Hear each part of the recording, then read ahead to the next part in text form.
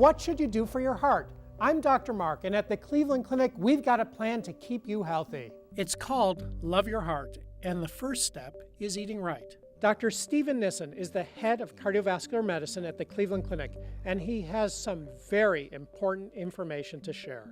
There is research and a fantastic study, more than 7,000 patients, published in 2013, looked at a specific diet called the Mediterranean diet and showed a very substantial reduction in the risk of heart disease. The Mediterranean diet includes lots of fresh fruits and vegetables, beans and nuts, whole grains, olive oil, of course, and even some red wine. And for those of you hoping to get health benefits from supplements instead of food, Dr. Nissen says, often the nutrients we get from foods, it's hard to replace them with a pill. What I tell my patients is, go home, find every dietary supplement in your medicine cabinet and flush it down the toilet.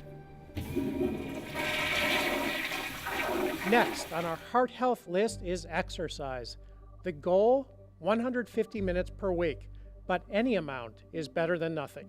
It lowers the risk of heart attack, stroke, and it lowers the risk of death, of mortality. There are very few things we have in medicine that we are convinced increase people's life expectancy, but exercise does. Also important is knowing your numbers. That's body mass index, or BMI, which should be under 25, LDL cholesterol, for which we recommend 130 or less, and your blood pressure. The blood pressure goal, 120/80 or less. What do you say to yourself when you read year after year that 20% of Americans still smoke? Every day I work in the coronary care unit and I see the results of smoking. This is a powerful addiction, as powerful as cocaine, some people say even as powerful as heroin.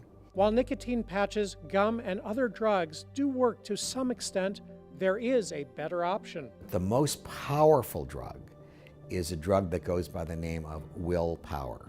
The desire to see your kids grow up and get married and have kids of their own. That's what I tell patients. So stop smoking. And finally, know your family history. You can treat cholesterol. You can prevent diabetes. You can prevent obesity. You can treat high blood pressure. You can increase your exercise program. 90%, perhaps even a little bit more, of heart disease is preventable, no matter what your genes are. For Fox 8, I'm Dr. Marc. Dr. Marc is sponsored by the Cleveland Clinic.